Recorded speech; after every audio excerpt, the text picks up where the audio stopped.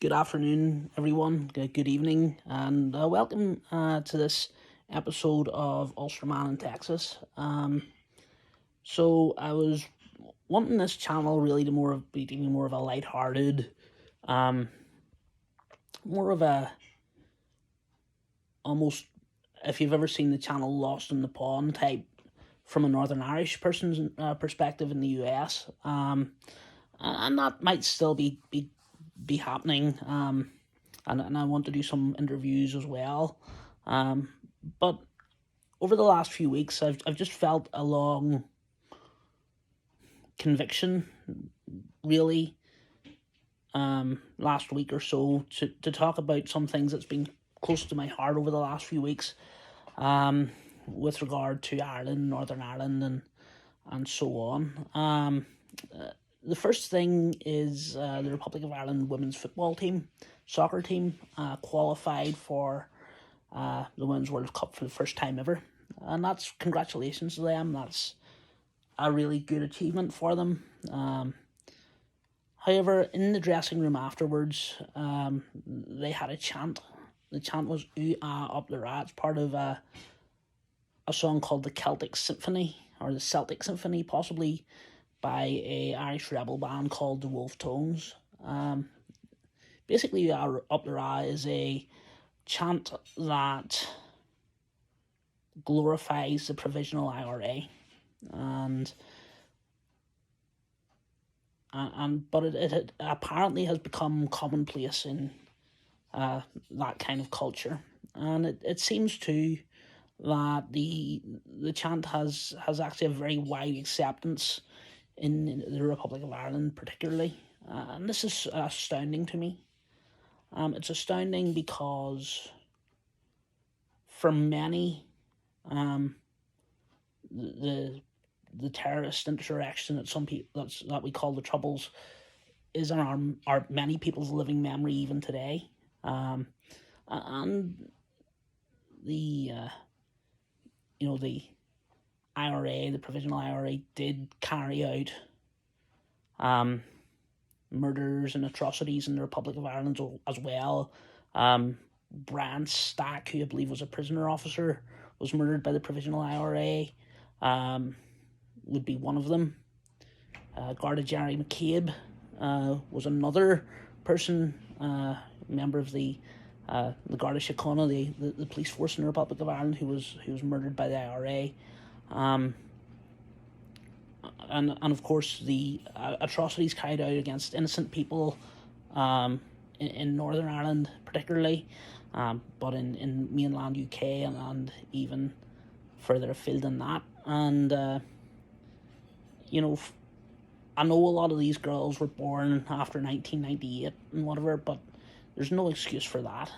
But even more troubling, as I say, there seems to be not only an acceptance of it, a glorification of it in many parts of Irish society today. I've been reading a lot of comment on social media, especially on kind of Southern Irish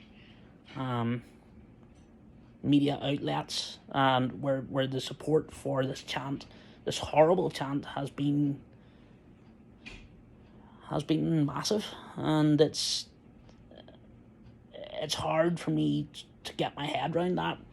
We were always told that the normal Irish person didn't agree with what the IRA were doing, and that apparently is not the case.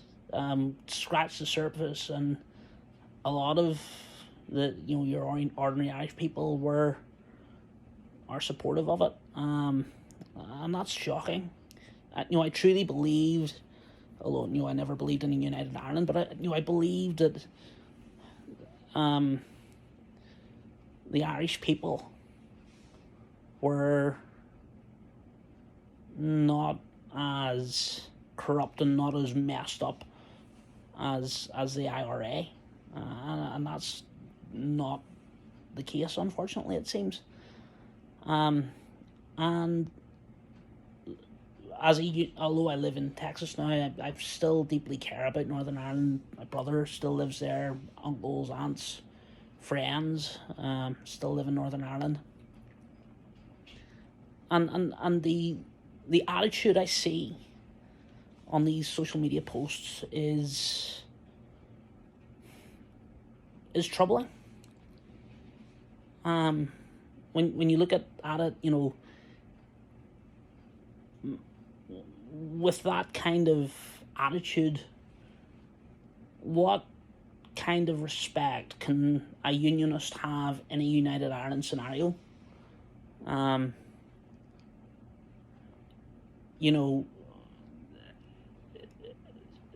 As someone who would, there's a reason why a lot of unionists are unpersuadable.